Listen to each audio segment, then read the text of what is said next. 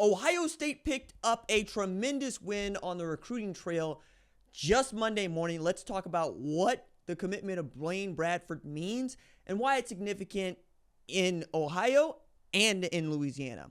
What's up, kinfolk? It's RJ Young. I am not on a step mill. If this is your first time watching the #1 college football show, welcome. Thank you for joining us here. We talk college football year round. If that's something that you're into, hit that subscribe button, like this video, and tell me in a comment below, do you think that the commitment of five-star safety Blaine Bradford is really just Ohio State cruising on the momentum of winning a national championship, or them stepping up their game to some other level? I think it's a little bit of all of it, because when Ohio State is rolling, they go anywhere, anytime, pick out anybody. This was true before winning the national championship, with going into Florida to get Jeremiah Smith, which was not easy, right? We saw Ryan Day buckle at the lectern when he finally found out that, yeah, Jeremiah Smith signed his paperwork, he'd be coming to Ohio State.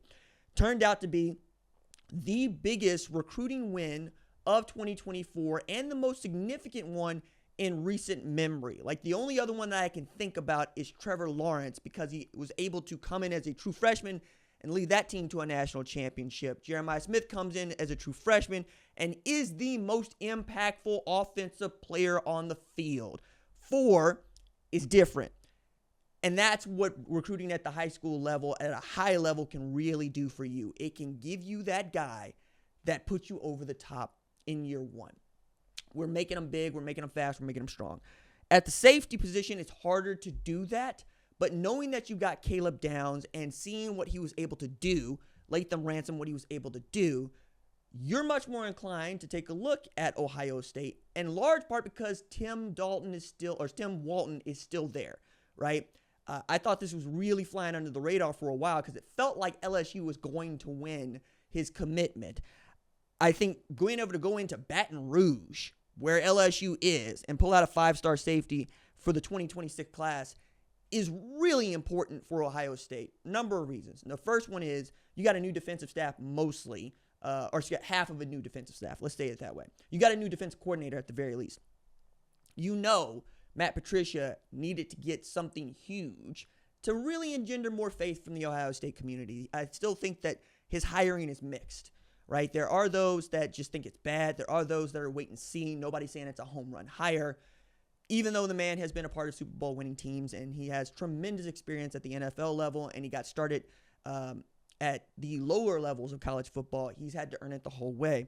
I think being able to pull out a guy like this also proves something like recruiting chops, or at least you're around people that you're not getting in the way of them doing their recruiting, them bringing them in. Can't wait to see what Matt Geary and Tim Walton do with him on the back end when he gets to Ohio State. Huge, right? This is the number 23 overall recruit in the country, and the second five-star, Chris Henry, wide receiver, being number 9 overall. He's taking visits, but I wouldn't worry about that. It means that Ohio State can go into LSU's territory and win. That's not been untrue in the past, but doing it even now as LSU's throwing around a lot of money, has been able to sign a lot of players because they got a lot of money and because they've been able to win Heisman trophies, and they won the 2019 national championship. They won 3 national championships since 2003. Being able to do that is not a small thing. Devin Sanchez also comes to mind, coming out of Texas. Edric Houston coming out of Georgia. Those tend to matter. It's also different because Bradford attends like a Catholic high school that's 4 miles away from Tiger Stadium. Like, it's pretty remarkable what they were able to do. But I think, again, when you're able to perform on the field, get that national championship, and you've got an All-American safety, unanimous All-American safety in Caleb Downs, and you're able to recruit to that, yeah, you're going to be attractive. Because the thing that I would say really changed how many people were thinking about Ohio State in their recruiting wasn't Zeke Elliott or J.K. Dobbins. It was Garrett Wilson. And the reason I say that is Garrett Wilson had Ohio ties, but he played high school football like Travis, right? He was down in Austin, Texas playing. And Texas really wanted him the worst way. And he committed to Ohio State. And he was asked, why are you going to Ohio State? Texas is right there, among other things. And he said, I want to be developed. I want to get to the NFL. Big words at the time. And then what we were seeing is Brian Hartline was putting together a monster in that wide receiver room. Garrett Wilson, Chris Olave are just two of those guys that, first-round draft picks. After they hadn't had first-round draft picks at wide receiver. I got to go back to Anthony Gonzalez, right? They went so long because it's a running back school. That's what Ohio State has been for years. The only two-time Heisman winner is a running back. Eddie George is a running back. Zeke is a running back. J.K. Dobbins is a running back. Mo Clarett is a running back. You keep going down the list, right?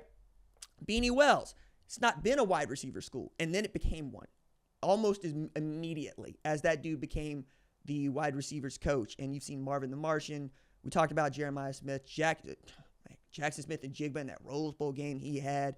Carnell Tate doing work. Emeka Ibuka probably going to be a first-round pick. We keep going here. And now you're getting to do that again on the defensive side because Jeff Okudah comes to mind. That's not hadn't worked out the way that we thought it would work out, but at the time, shut down corner at Ohio State. I think this might give you the what fors and the how nows if you're at LSU, and you might be like, fine, we didn't want him in the first place. Or you might just be going, I don't care about commitments in this day and age. I only care about it when the guys get on campus because, who offers him more money? I don't think anybody's going to be able to do that because Ohio State can match you and then some. So you just need to continue to recruit because money is not in the way at Ohio State because money's not in the way at LSU. It's also how close are you to playing for championships and how close are you to getting me to the NFL. They got a very young secondary at LSU. And one of the things that I will say about Brian Kelly's LSU is it hasn't been great since he got there on the secondary. It just hasn't. There's no Derek Stingley Jr. over there. There is no Pat Peterson over there. There is no Tyrann Mathieu over there. There's potential. There's certainly potential. But there's no bona fide 7 out there. That's why Harold Perkins got the number, right? Those things matter when you are recruiting specifically at a high-level position that does not get a whole lot of interest. I put recruiting safeties up there with recruiting guards and tackles. You really, really need them. Are you willing to sell out for them? It depends on the player. It depends on what they can provide for you. Being able to get him out of the SEC is also really important because Texas is right there, as I mentioned, as is Alabama and Georgia. You're able to beat them. That's not insignificant. Tennessee, you're able to beat them. That's not insignificant. And it would be yet another great Louisiana player that is leaving the state of Louisiana to play college football. One of the things I have said about this, and I'm paying even more attention now, my best friend lives in New Orleans, so I might be a mess. Might be a mess because I'm a single black man going down to New Orleans. Baton Rouge, Bayou Classic. Whew. It might be time for not just Blaine Bradford, but yours truly to do damage because the thirst is real over here right now, dog. It's March. But I can't wait, man. I really do. I think that this is going to be a great class. It's been a great class at Ohio State. I think adding Blaine Bradford to this class only makes them that much more formidable in the future. Can you hold on to them at Ohio State? Yeah, you can. Yeah, you can. That's the other thing that I find really fascinating about this program at this juncture. You've seen so much movement, and everybody's transient in this day and age of college football because I tell the kids, play where you're going to have fun and chase the bag. Get your money. Get your bread up. You know what I'm saying? Find yourself a nice hedge fund, have an aggressive play, throw that money in there, leave it alone for the next 40 years, come out, there's $20 million laying in the cut because, you was wise enough to put it away.